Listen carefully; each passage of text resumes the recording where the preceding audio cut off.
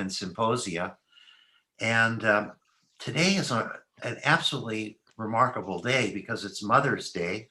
And let me wish all of you and your mothers happy Mother's Day.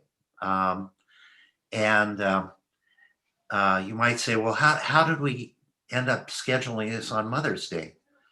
And I use an Israeli calendar to program all of our events, and Mother's Day is not uh, on that calendar. And so one of my colleagues said, well, Richard, don't you know that every day is Mother's Day in Israel? So happy Mother's Day to all of us.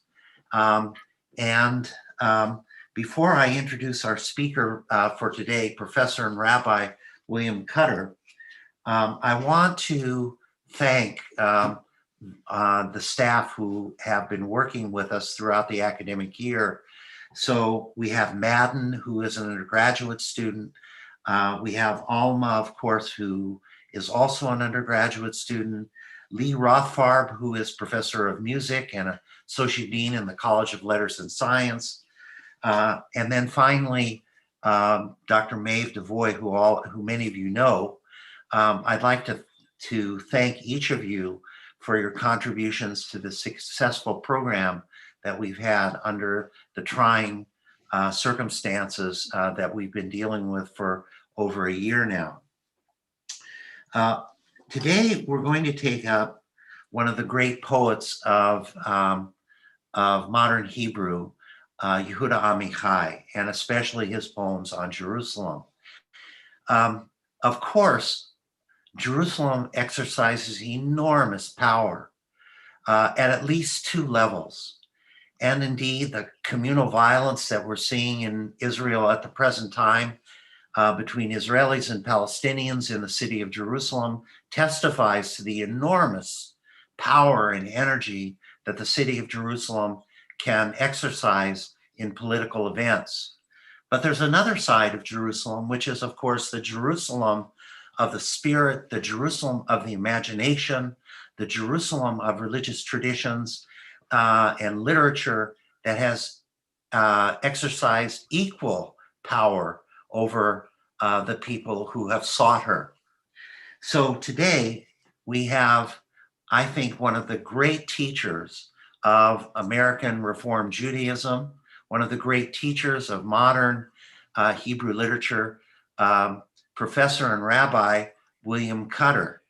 I met Bill Cutter in the late 1960s, and I'm proud to tell you that we have remained friends, colleagues, and I will always think of him as my teacher and indeed my rabbi.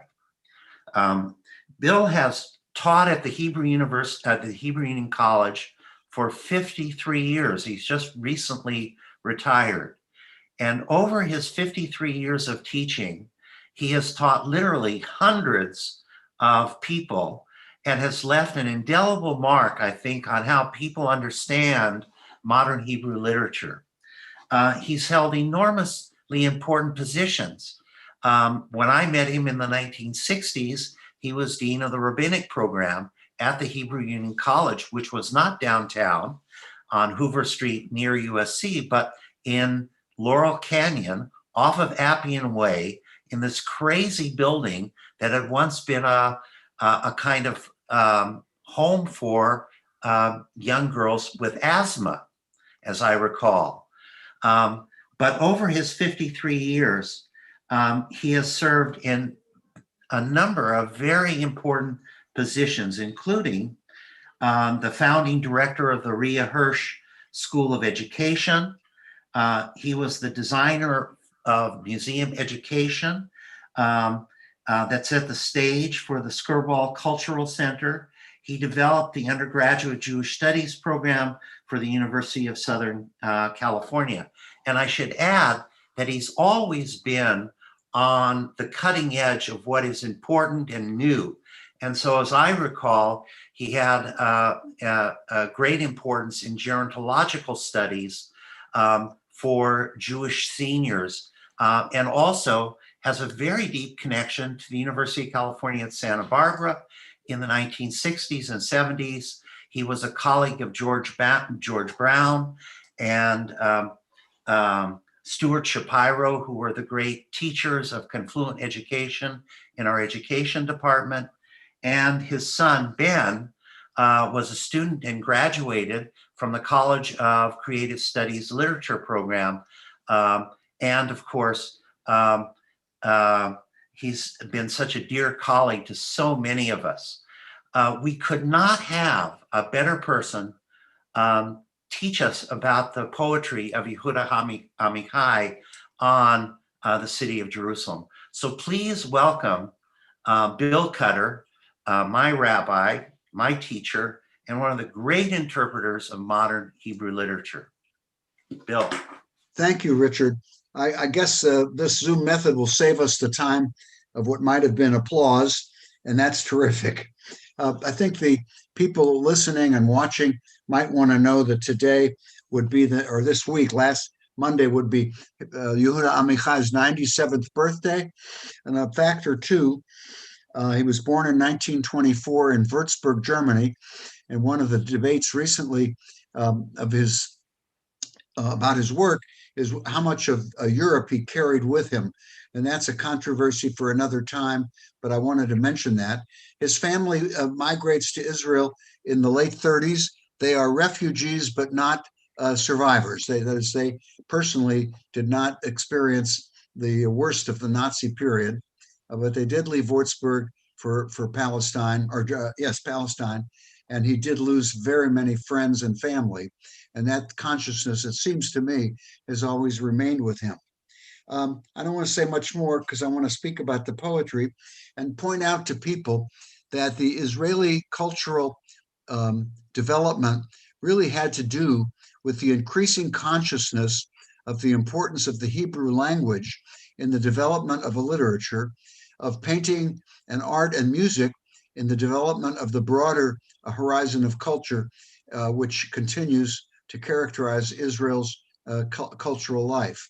But language is the language of literature, and that has placed Hebrew literature at the center of Israeli life to a large extent. In the late 40s, after the War of Independence, a young group of poets began to reject what was, and we can't get into this too much, a European, a kind of elaborated, some would say Rococo method of poetry, and moved towards a more daily speech, an argument that not all poetry had to follow some of the poetic patterns and rhymes and rhythms of European poetry, and moved towards a kind of modernization. It happened all over the world, but in Israel, the relevance, it seemed to me, was more pungent. And Amichai took that relevance and made it the subject, actually, in indirect ways, of many of his poems. So I'm going to start with one of them that everybody loves to see, and many of you may even know it. And it's called Tourists. And he doesn't make fun of tourists, so don't misinterpret the poem. I'll be a dogmatic teacher. He smiles at tourists. He does not criticize them. They make condolence calls whenever they come to us. They sit a kind of shiva at Yad Vashem. That's the Holocaust Memorial Museum and Memorial Hall. And then they laugh behind lovely curtains in their hotels. They get photographed with other famous and important dead at Rachel's tomb and Herzl's tomb and the tomb of Ammunition Hill.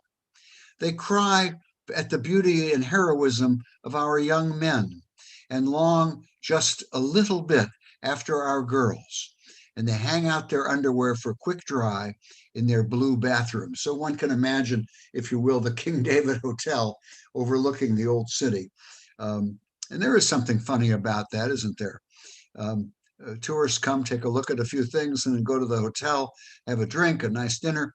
In any event, some time ago, second part of the poem, and it's written in prose, I was sitting in front of David's Tower, one of the truly historical, monumental sites in Jerusalem, with two heavy sacks of groceries by my side.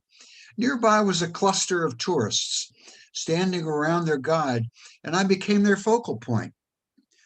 The guide, "Do you see that man with baskets of groceries? Well, just a little to the right, you can find an arch from the Roman period. The crowd says, but he's moving, he's moving. And I said to myself, redemption will come only when they have begun to say, do you see that Roman arch over there? Well, that's not important.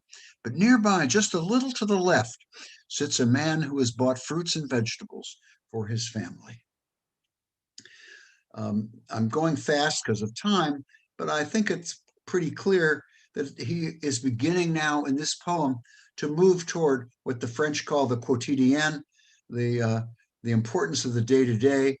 And when you extend that, you find Arab cab drivers, you find people stubbing their toes. You can spend all the money you want coming to visit the holy spots, but life goes on. As we read the poems today, or the stanzas of poems, because I will abbreviate some of my reading, you'll see some contradictions. I guess the stylish word today is binaries. The holy versus the profane, the imagined versus the reality, the safety versus the vulnerability, memory versus forgetting, hope, the Arab and the Jew, war and peace, history versus the present, i.e., the present is the existential moment. So, Tourists is just the beginning of that contrast between what's really important. Is it buying vegetables or looking at David's tomb? In another poem, he had a little seductive temperament.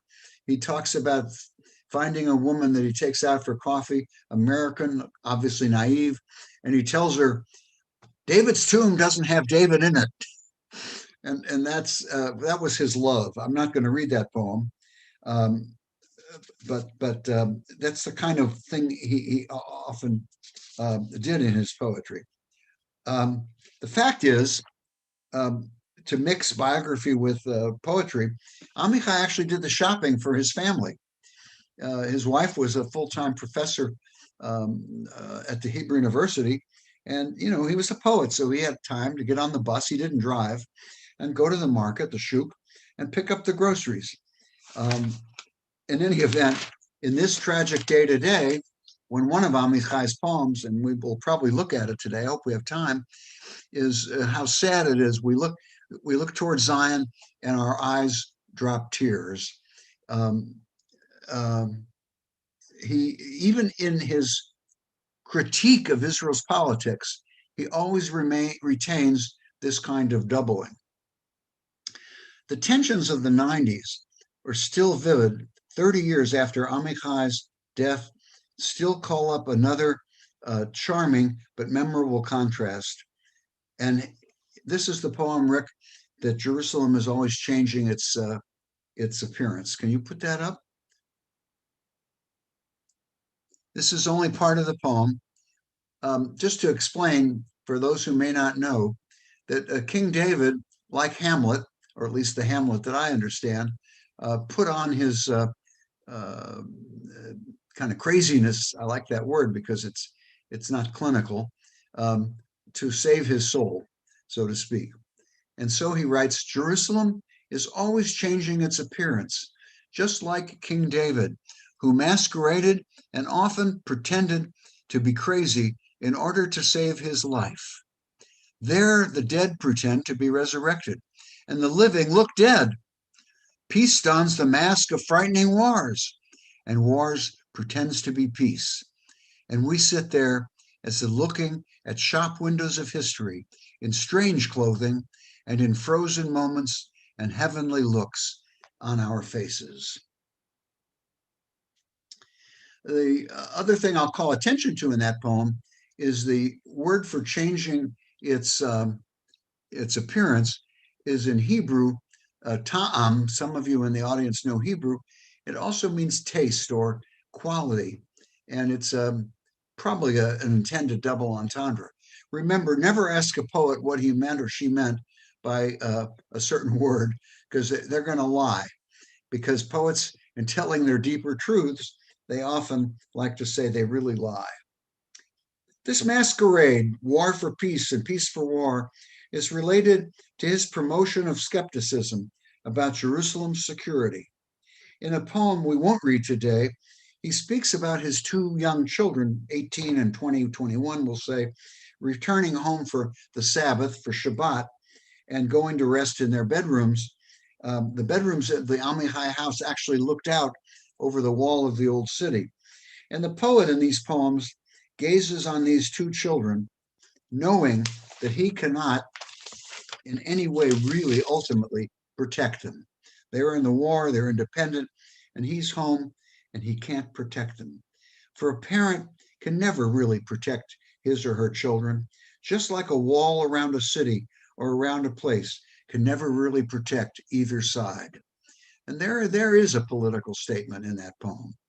It's not a political statement taking sides in an issue, but it's a political statement that says, be careful about your simple solutions when you build a wall around something thinking that nobody can penetrate. The implications of that for us in America on our southern border also are pretty extensive. Does the poet ever overly criticize the notion of walls or the notion of the war? Or does he simply learn to live with Jerusalem's paradoxes? Lest you forget, he may be saying, I saw two fathers one day searching for their lost kids. One, the Arab looking for his goat, and the Jew looking for his own child.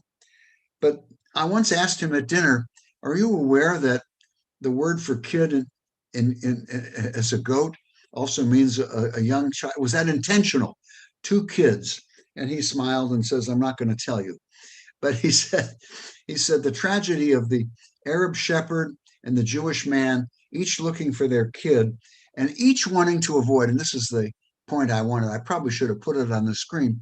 Each of them wants to avoid the Had Gadya machine of Jewish history. For those who don't know, Had Gadya is one of the famous songs that we sing at Passover, and it really is about the cycle of tragedy. Then came the goat that killed the this and the this and this and drank the water and beat the stick. It goes around and around and around. And searching for the lost kid, whether it's a child of a human nature or a child of a goatly nature, is the task of both Arab and Jew. We'll get back to the Arab and Jewish binary in a couple of minutes. I hope the audience has thought through as we read this, the poem of contrast, these poems of contrast, the various balances that he achieves in his writing.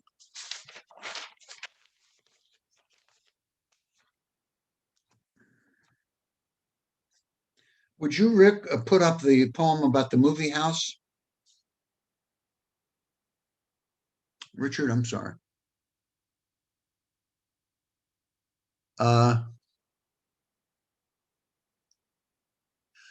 This doesn't sound like it's about Jerusalem, but it very much is. It's a little bit of an insider's comment.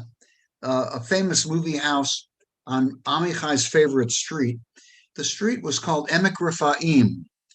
Emek Rephaim is a flat street, more or less, that extends from the neighborhood Amichai lived in all the way into what was Arab Jerusalem. Now it's been occupied as occupied territory called Gilo.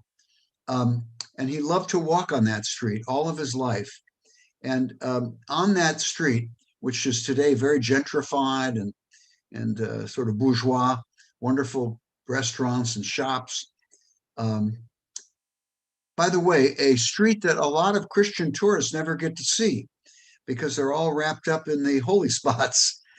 So I'll ask them, did you go to so-and-so's art store or jewelry store? Did you stop in for coffee at so-and-so's coffee? Oh, no, we never made it over there. But for Amichai, it was a street of memory. And Rephaim, in the Hebrew, it's a rare word, means ghosts. And he loved walking on that street and thinking of the ghosts that inhabited that street and still inhabit the street. That's the memory part. And now the forgetting part.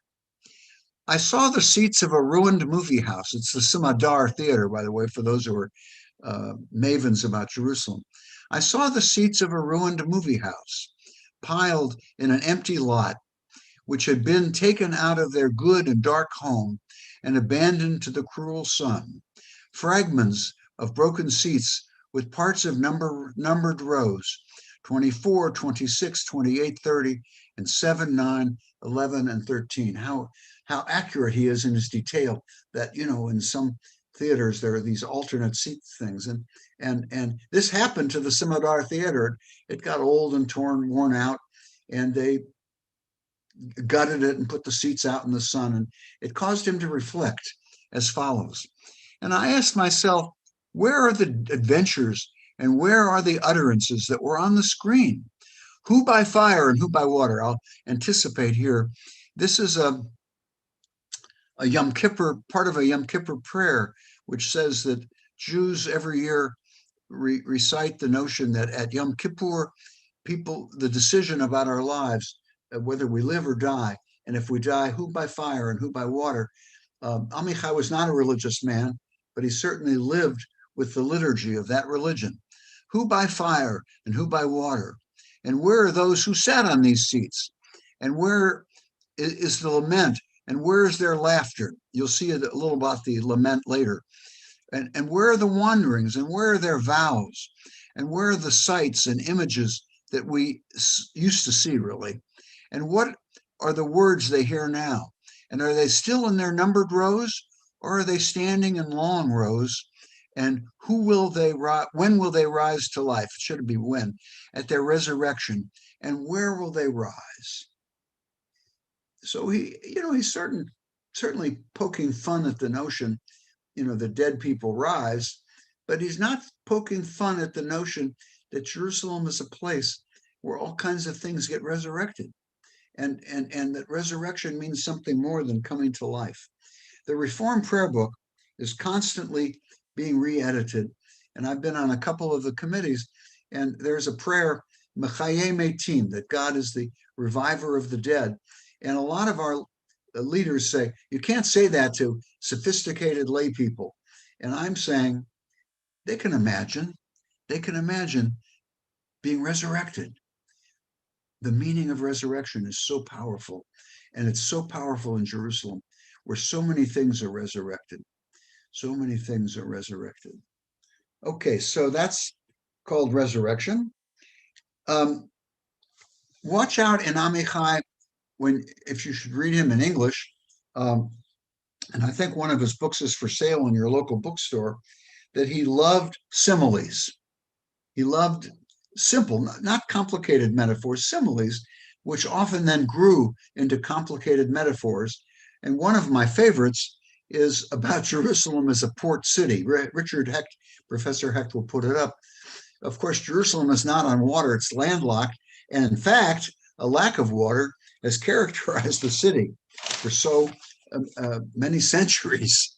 One of the most interesting tours people could take, they never do, because they're always visiting the icons, is to study how they ever got water up to the damn hill. It was no small feat to bring water to King David's capital. Jerusalem is a port city. Oh, I have to tell you, I don't want to run out of time, but I remember asking a woman if at dinner one night at somebody's family Passover Seder, did you come by ship? And she said, don't be silly. There's no port in Jerusalem. And all I meant is, how did you get to Haifa from Europe? In any event, here it is. Jerusalem is a port city on the shore of eternity. The Temple Mount, that's where the ancient temple was. It's where the wall, the holy wall, as people call it, is the border. It's where Muslims go to pray. Al-Aqsa Mosque. The Temple Mount is a great ship, a splendid pleasure craft. From the portholes of her western wall, merry saints look like passengers traveling. Hasidim on the quay, on the shore, wave goodbye, and they yell, hooray, hooray, au revoir. She is always arriving. She is always sailing. And the railings and the quays and the policemen and the flags and the high masts of churches and the mosques and the chimneys of the synagogues and the rowboats of praise and the mountains' waves. The sound of the ram's horn is heard. Another boat has sailed. Day of Atonement sailors in white uniforms climb up the ladder and ropes of well-tried prayers, and the commerce and the gates and the golden domes. Jerusalem is the Venice of God. So I kind of played a trick on you and said this is a simple simile, but it's actually a very complicated simile. After all, it's a beautiful thing to think of Jerusalem as the Venice of God, but what if Venice is the Jerusalem of ship captains?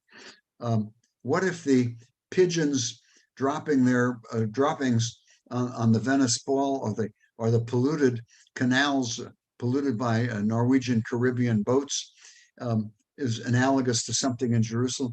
The Jerusalem as the Venice of God begins as a beautiful notion, and it ends as a much more complicated notion. And the white sailors, who are a lot of fun, these are, the pious Jews waving, hey, this is our Jerusalem and we're sailing on. And that's what a good poet does. Well, let me go to Jerusalem as full of used Jews. We have about 15 minutes, Dr. Hecht, Professor Hecht. Do we? Here it is. Okay. Are we okay, Richard? You have about 20 minutes, Bill. Okay, well, I won't take it all, I don't think. Jerusalem is full of used Jews, worn out by history. Jews secondhand, slightly damaged, at bargain prices. And the eye yearns toward Zion all the time.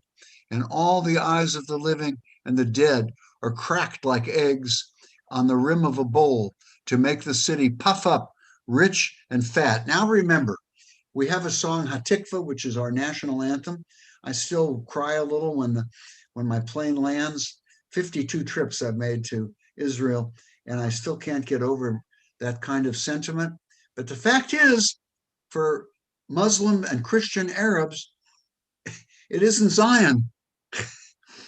And Amichai is aware of it in this kind of surreptitious way.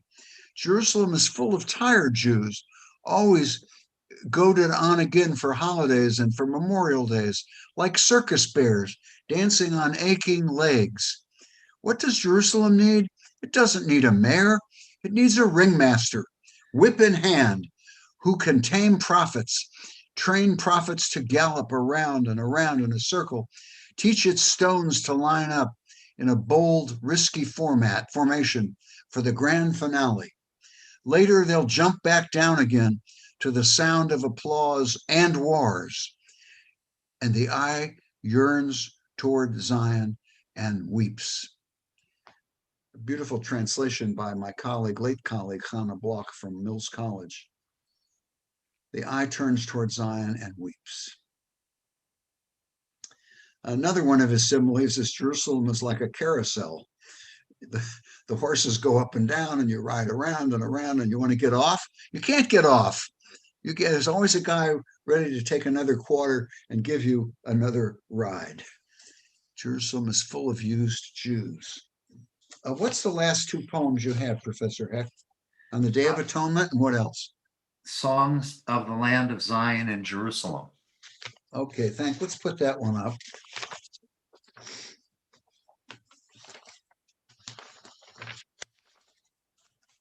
Sorry, I've got it. This is really important. I mean, one of the holiest, somber days of the Jewish year is the 9th of the month of Av, Tisha B'Av, which most of us moderns don't observe too punctiliously in any event. But it's a day in which one speaks of the destructions of Jerusalem, fasts, a half-day fast, stays up till way past midnight reading the book of Lamentations, or we call it Eicha in Hebrew. And here he has a little bit of fun with it. Jerusalem is a place where here's your other theme. I'm giving you a cue. Jerusalem is a place where everyone remembers that they have forgotten something, but doesn't remember what that is. And for the sake of remembering, I wear my Father's face over mine. This is the city where my dream containers fill up, like a diver's oxygen masks. Its holiness sometimes turns into love, and the questions that are asked in these hills are the same as they have always been. Going back to my other poem, have you seen my sheep? Have you seen my shepherd? And the door of my house stands open like a tomb where someone was resurrected. And I can't resist the fact that he was, he takes his own experience in a way that I was actually trained in my poetry lessons at college to ignore. But by God, the back door of his home faces that place of resurrection. And it's just out of that house, he claims, as a poet only, on the Day of Atonement, 1967. Richard, can you put that up? So everybody's visiting Jerusalem as a mourner, or visiting Jerusalem as a mourner for the lost temple, but also a mourner for what it could have been, a mourner for what it could have been. On the Day of Atonement in 1967, I put on my dark holiday suit and I went to the old city of Jerusalem. I stood for some time before the alcove of an Arab shop, not far from Damascus Gate, a shop of buttons and zippers and spools of thread in all colors and snaps and buckles, a glorious light and a great many colors, like a holy ark with its doors ajar. I told him, that Arab, silently in my heart, that my father too had such a shop of threads and buttons. I explained to him, silently in my heart, all about the tens of years and the reasons and the circumstances because of which I am now here, and my father's shop is in ashes there, and he is buried here. By the time I had finished my meditation, it was the hour of the locking of the gates. That's the prayer ceremony at the end of Yom Kippur. Ne'ilah, it's called. It was the hour of the locking of the gates. So he too pulled down the shutter, these metal shutters, and locked the gate. So I went home with all of the worshipers. And I'm reminded of two things. One is my father, when he was a very poor kid, used to walk into the movies backwards in St. Louis, so the ushers would think that he was leaving. And that's the way Amichai was about praying. He joined the worshipers after Yom Kippur. So I asked his wife one day, did he ever really go to the old city and look at this Arab shop and have this meditation? She said, no, we had a long extended lunch at the American Colony Hotel. And I said, oh my gosh, that's a nice hotel. She said, oh yes, I'm going to introduce you to the owner, or to the manager. So she took me over. He had passed away already. And since then I've been staying, I guess I haven't stayed there in the last few years, in East Jerusalem at the American Colony Hotel, which is truly one of the world's most interesting hotels. It's not the Mauna Kea. You won't get all the luxury, but you'll never forget in this city of remembering what it's like to stay in Arab East Jerusalem. I want to end with this note. I owe a favor to a small group of people whom I study Amichai with once a week. One is 3 people in Great Barrington, Massachusetts, who helped me with this presentation. And I call them the Barrington Quartet because I'm in there myself. And the other is an ill woman whose speech is bad, but her mental agility is quite good. And I had them help me with this. And while I was preparing my last class, I looked at an early poem of Amichai when he was maybe 30, maybe 35, called "Half the People in the World Hate the Other Half of them love the other half." And right there is that binary. And whether it's true or not, that's his way of looking at the world. Then he says, "Is it because of this I must wander the rest of my life?" It's a long poem. We're not going to read it now, but it's in the very well-known book of in English and Hebrew called the Hebrew Poem Itself. And it's a marvelous poem. Is it because of this fact that I must wander all of my life? Amichai wandered all of his life on the streets of Jerusalem, and every house had a memory for him. Some of them made him want to forget. He wants to forget the death of his friends in war. He's fought in 3 different wars. Some of them make him want to remember the wonderful experiences that Jerusalem means. And to end, this is the ending on the ending.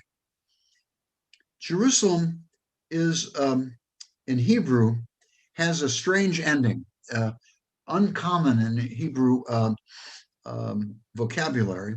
Ayam, Yerushalayim. It's used for water and heavens.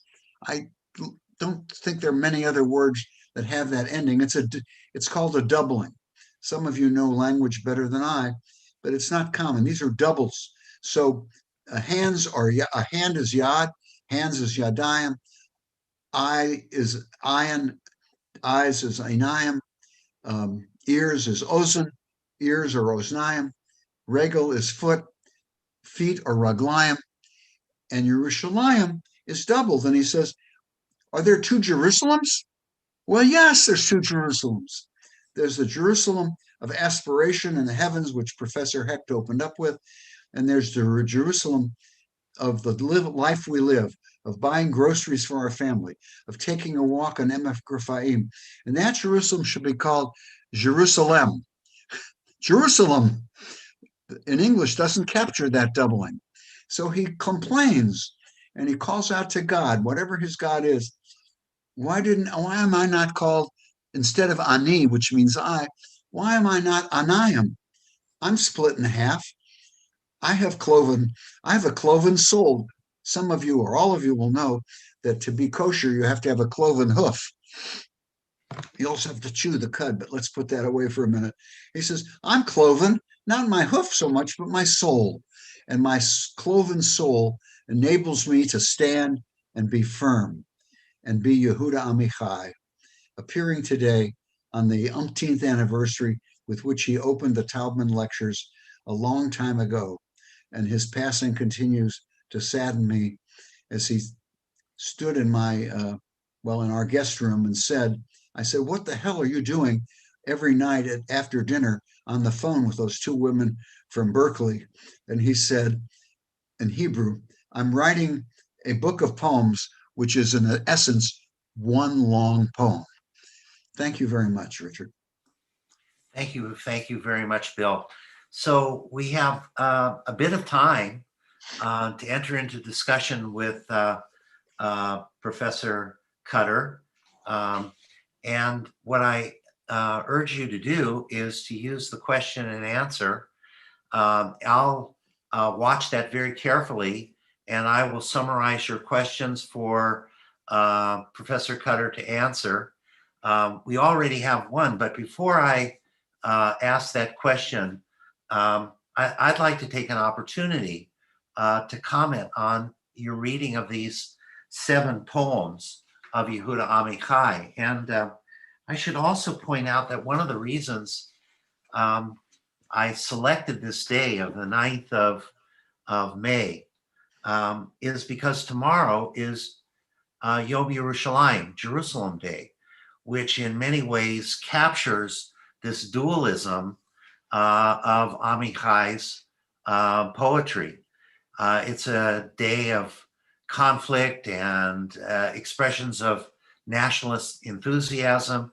And it's also a day to think of Jerusalem really as the kind of mother of civilization that lies behind the Judeo-Christian tradition and also Islam itself. So in many ways, Jerusalem could be argued as the mother of who we are in Western civilization. But what I want to come to is a reading between the lines. In other words, I think the way you interpreted Amichai and this doubling of the sacred and the profane, the presence and the absence, Palestinian, Israeli, cosmopolitan, conservative, all of these dualisms, the transcendent, the immanent, that are always there. Is there something else that the only way I can think of it is something that lies between the lines?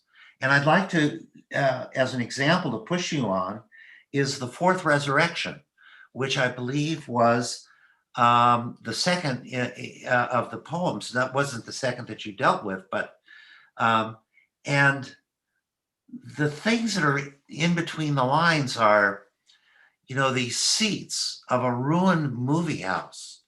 And of course, he lived during the time when the Smadar movie house was, renovated and then opened up. So you could imagine him walking on this side street off of Emek Rephaim and seeing the Smadar in these old seats. But then he turns to the issue of destiny, because when he cites the Yom Kippur liturgy in the second part, when he says, "And I asked my soul, where are the deeds and where are the utterances that were on the screen? Who by fire and who by water? And where are those who sat on these seats? Where is their lament and where is their laughter? And where are their wanderings, etc.?" In other words, he's suggesting something of a kind of destiny that penetrates this city and its buildings and its memories and its remembrances, and that is always there, a sense of destiny, because that is one of the central dilemmas that the Unatana Tokef, which he's quoting here, addresses in the Jewish tradition. So what about this interlinear reading? I think it's a terrific reading, and it's the reason that you've been my teacher more as much as I've been yours. It's a wonderful reading, and the whole issue of destiny makes me think, and what Amichai in this poem does for me is makes me realize how heavy that city can be. As a simple tourist, when I took my son and his wife and my own wife before they had kids, my kids had kids, to Israel, and as we drove out of about a 9-day visit in Jerusalem down the road on our way to Haifa, I suddenly felt a great weight lifted from my shoulders. I was fatigued from from thinking of all the destiny. There's always destiny there. And maybe that made me appreciate Yom Kippur a little bit more. In other words, people who aren't into Jewish life but show up at Yom Kippur hear this prayer and they say, "What in the world is this thing that my destiny is written down this year?" Well, not in a literal sense, but think about your destiny this time. It's a heavy obligation. Now check into your hotel. You're King David? You're staying at a hotel named King David. I mean, we have that. We name our streets after famous people, but it's a heavy obligation. So it's a wonderful reading, Professor Hecht, and bravo. Really, I thank you. I didn't want to use this poem originally, but as I looked at it again and again and again, I thought it was more important for our purposes than I had originally thought. Let's hear from, if somebody really did ask a question and you didn't make it up. We have there's a lady in the balcony, they used to say. Yes. So the first question is from Judith Raphael, and she's a dear colleague. I want to read her question. When you have words in parentheses, here she's referring to the text that we put on the screen. Are they simply possible alternative translations? Terrific question.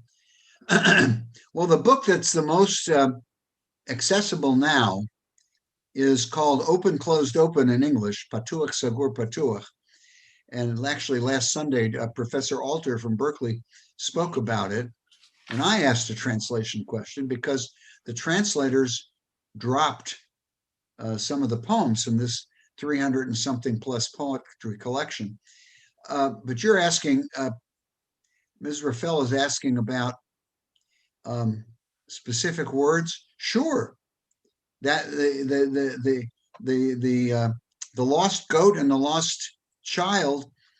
A good translator might try to bridge that with some word that picked up kid. I don't know what it would be. I tried and tried, but yes, I mean there are many alternatives. Um, uh, and in fact, the very use of the word "in my heart" in Hebrew, "belibi," doesn't really mean "in my heart." It means I thought I I thought silently to myself. That's an example. I think, a trivial example. Um, Good question, and the answer is yes. That's a whole course of study with Amichai. I'm trying to think of it. Well, one of his favorite gigs, he has two favorite gigs about change. One is that the old shirt that that we took and tore up and made into a rag. My wife still calls it the old. She says, "Wipe up the floor with that old shirt." But by now, it's not an old shirt. It's changed its ontological status. It's now a rag. And then he has in the open, closed, open collection, he has a line that I think my interpretation is correct. He says, "Never forget the wisdom of the folding chair." And he uses the word chokhmah. Well, why is that chokhmah? Why is that wisdom? If I were to, what he means, I think, is that you have a chair that's folding and then you have a bridge game and you open it up and you sit on it. But until you open it up, it's just a straight piece of furniture, or at your summer home. You go open up the house, you pull up the shutters, you take out the beach chairs, and all of a sudden they're beach chairs. By God, how do you? Why call that chokhmah? Why not call that the genius? Why not call that the? But he calls it in Hebrew chokhmah. So what does he mean by that? English won't have the association that chokhmah has, and I can't decide. I would say remember the convenience of the folding chair. I don't know, but I like the wisdom. Of course, chokhmah in Hebrew is full of associations and mysticism and all kinds of nonsense. So By we the way, have I want to say only about Yom Yerushalayim, and this is not a political talk. It is a day that I have been in Jerusalem probably 20 times, and I loathe the day. And I loathe it because I loathe Jewish children dancing in circles around Arab neighborhoods um, in a kind of triumphalist way. It is not a day for triumphalism. It's a day to celebrate Jewish sovereignty for the for Jewish fulfillment, but not against somebody else. Anyway, go ahead. Any other questions? yes. Oh, we have other questions. So Quickly. this is really a very brilliant question asked by Monroe Price. Can you talk a little about your own adventures in translating, maybe by just taking one or two phrases, maybe by capturing the mundane or the shifting from the holy to the profane?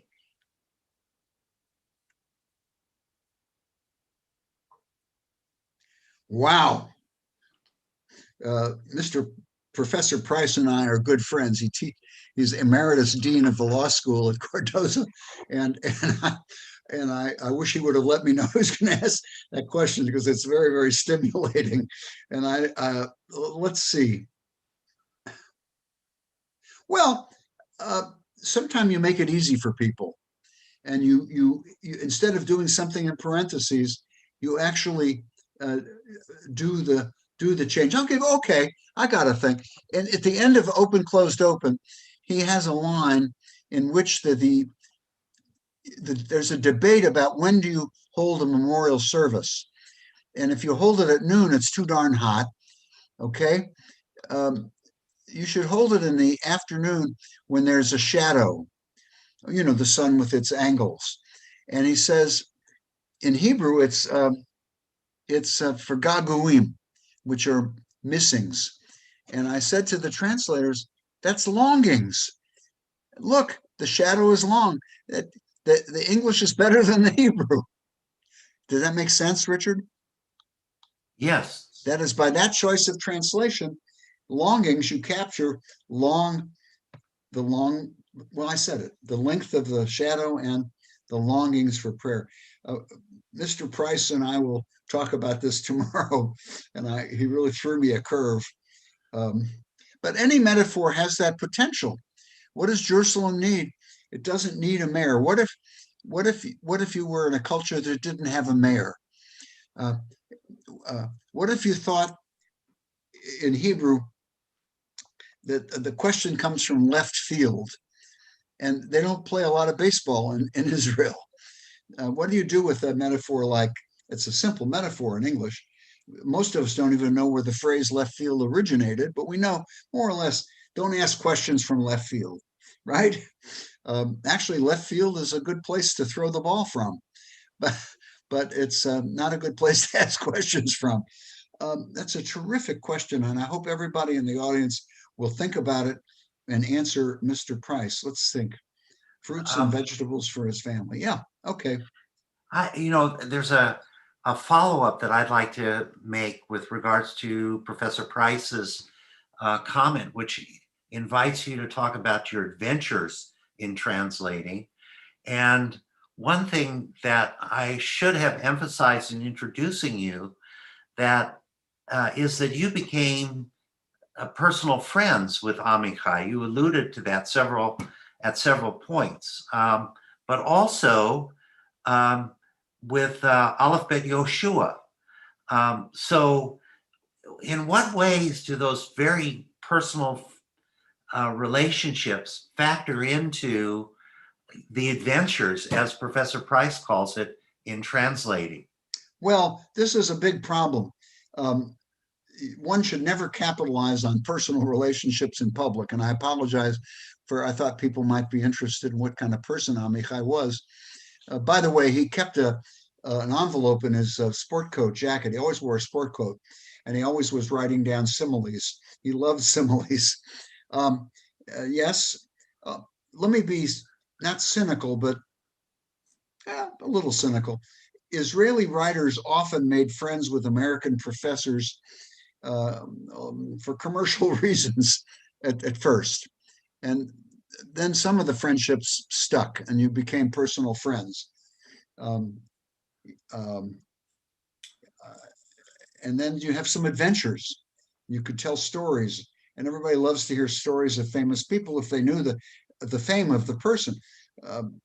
I happen to knew those two writers. Well, Yehoshua's translator used a word in his recent novel, The Tunnel, uptight, the phrase. And I pondered that because there's no relationship in Israel. There's no way to say uptight. And I had one lunch with Orly Castle Bloom, whom I'm not friends with, and she didn't like me anyway. But she made an insulting comment. I shouldn't talk about her in a nice way. And I used the phrase, I'm not coming on to you. And everybody at the table laughed, and I won't tell you why, but you can guess. And a friend of mine took me aside afterwards and said, that's not how we say it in Hebrew. In Hebrew, we say, I'm not going to begin with you. And so it goes on all the time.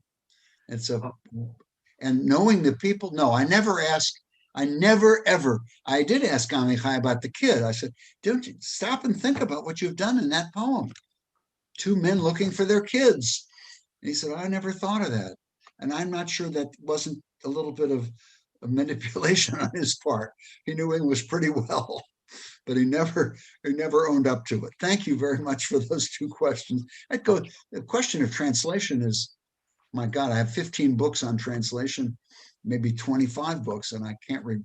They're very technical. Go ahead, Richard. Okay, we have another question from Stephen Stone, who is an absolutely wonderful friend of mine. We've known each other. See, there you go, dropping names. Well, I'm just introducing his question. Go ahead. I wanted to acknowledge that he was one of the first people I met when I moved here to take my position at the university. So Perfectly legitimate. Stephen writes, so difficult to write poetry for a locus so famous as Jerusalem. Those who know the city will resonate to the images of the poet from their memories. Those who don't will need to find poignancy from the word paintings of the poet. I am fascinated by the sense of being, quote, out of time, end quote, that Amichai conveys. Is this a part of his poetic craft that he consciously nurtured within himself by his wanderings through Jerusalem? Maybe, quote, untethered by time would be a better way to describe what I perceive. No wonder my son went to UC Santa Barbara. These are fantastic questions. Yes, here I've made a little bit of a career personally out of the two directions. I won't do metaphor too much. I'll just say similes, where you sometimes learn as much about the thing you're similifying as the thing that you similify with. In other words, one of his poems, he's saying in David's lament over his best friend Jonathan's death, he said, "Your love was as great to me as the love of women." The gay community has sometimes borrowed that to argue the possibility of a homoeroticism. I rather think that loses the beauty of the simile. What he's really saying is totally surprising how much I loved you. And then he turns to his, it's called an apostrophe, I think, in English. Maybe that has to be to God, I don't know. But he turns to his lover and he says, David used us as a parable or as a simile for his thinking. And I always say to my student, or I ask my students, is our love of someone we love a way of understanding biblical love, or is biblical love a way of understanding our love? And then you begin to think that question about the sites in Jerusalem. You may never have seen them, but everybody knows what spires are. Go back to the Jerusalem of the is a port city, where he builds up the references. Let me put my glasses on. The policemen and the flags and the high masts of churches and the mosques and the chimneys and the synagogues. I mean, I go to Jerusalem all the time, and I don't sit there and think about, oh my God, mosques and chimneys and synagogues and them. But in fact, that's what's going on.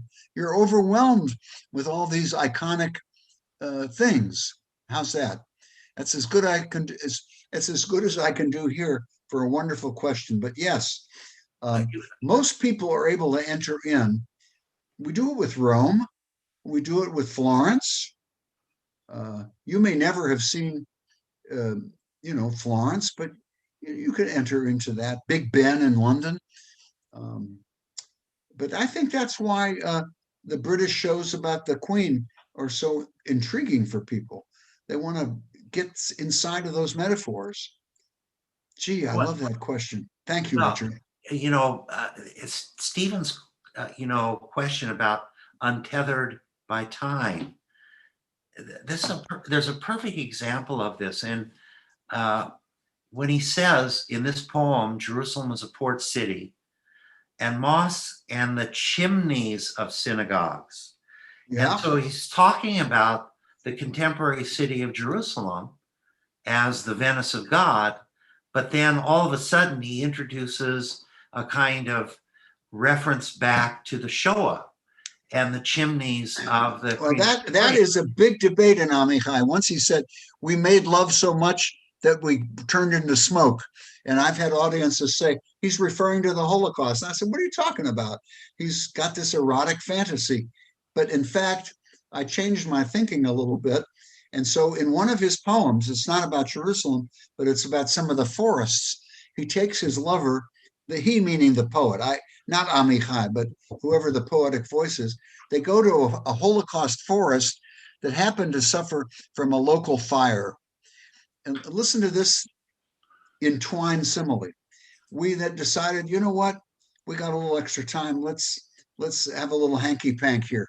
We made love in a forest of memory, a forest that burned down to a place that burned down that's in memory of people who were burned down. I mean, I don't mean to laugh about it.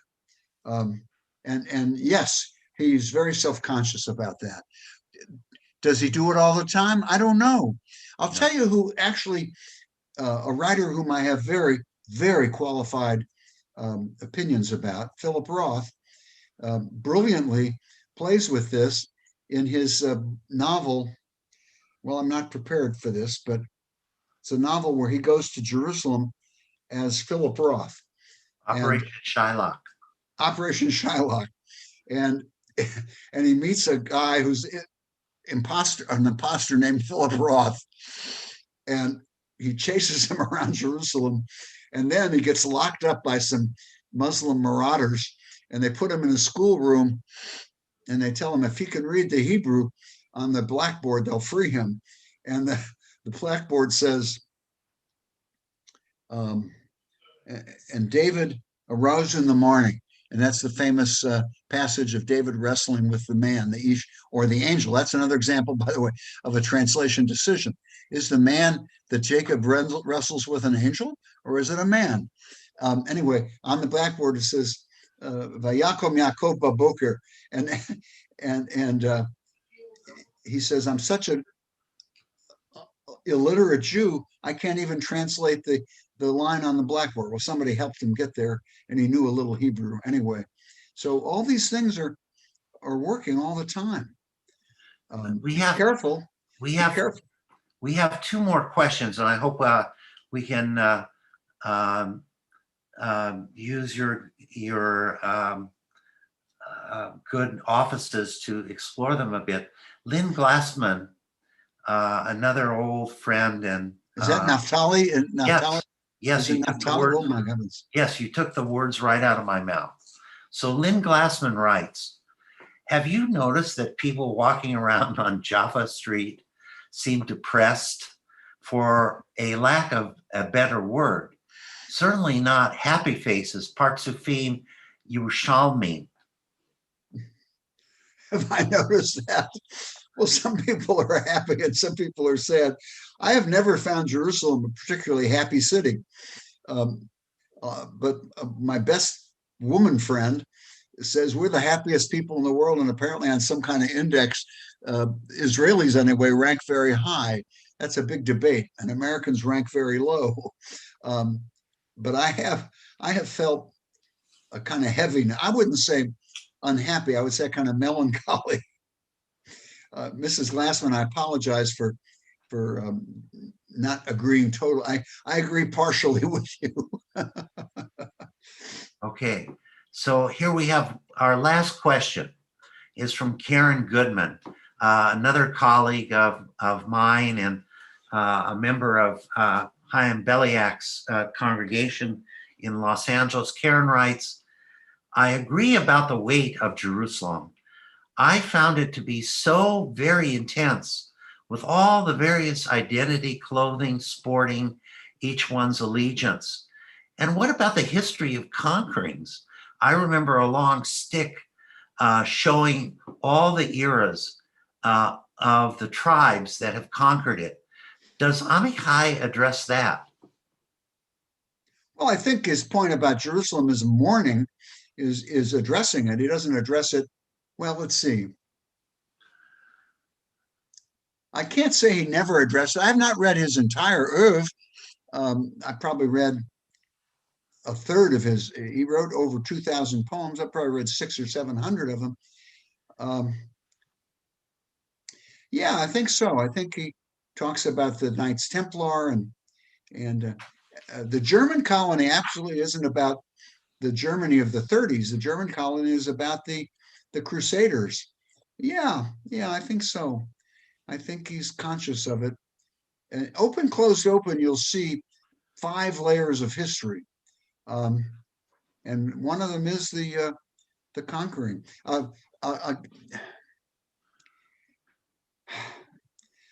but he's more generally, he's more empirical, or contemporary, and the associations are yours to own, as long as you don't go off the rails. Please don't go off the rails. And I'll give you an off the rails example. I never, ever talk about students by name, and certainly if I have something critical to say, but he has a beautiful poem about his hands still being on the, um, uh, what do you call it when you go up steps? The banister of the steps of his house. And what that means is they had a little house in Würzburg and it was burned. He said, but my hands are still on the banister. And I had a student who actually said, I don't quite get the metaphor because my parents always lived in a ranch house. And I thought that was too bad. But I learned that I can teach her about houses with banisters. The scholars, I don't know about I only knew Giles Gunn personally as among the literature people at UCSB, but in my world, it's called the tenor in the vehicle. And in the intertextual world that I inhabit, to the despair of my family, sometimes you learn from the vehicle and sometimes you learn from the tenor. That is, sometimes you learn about the thing being compared, as in the David Love example, and sometimes you learn the opposite way. In other words, the simile goes east and it goes west, and it goes north and it goes south. And half the people in the world understand it and half the people don't. And that's why I keep wondering. Thanks very much, Professor Heck. This was for me, it was very nice. I'll give you applause. Thank you. Well, Bill, Professor Cutter, Rabbi Cutter, Bill, this has been just absolutely a wonderful afternoon on Mother's Day to spend with you. And I was thinking that not only have you been my guide and teacher for so many years, but actually when on my first trip to Jerusalem, you took me to Cafe Atara. You remember Cafe Atara? Of course, the great Viennese coffee house. My wife and I took you. Yes, Georgianne. Yeah, Yes, remember that? yeah. And so my sustained interest in Jerusalem is in many ways a result of our experiences in the city. Stephen Stone writes, heartfelt thanks to Dr. Cutter. I'll be reading more of Amichai's poetry in response to his presentation today. So I hope all of you will, if you don't have a copy of one of Amichai's books or want to buy the entire published oeuvre of Amichai, that you'll go to Chaucer's bookstore and you'll purchase it there. And this is a grand way to end our symposia for the year. So let me thank you, Bill, from all of us for the stunning reading and discussion of Yehuda Amichai. Thank you very, very much. Thank you. And we'll look forward to seeing you again next year. We will be publishing our list of symposia just before Rosh Hashanah in September. Have a good summer. Remember, don't let your guard down. The virus is still there. And if you know anyone who hasn't had the shots, grab them and take them to where they can get the vaccine. Okay, bye-bye. Bye.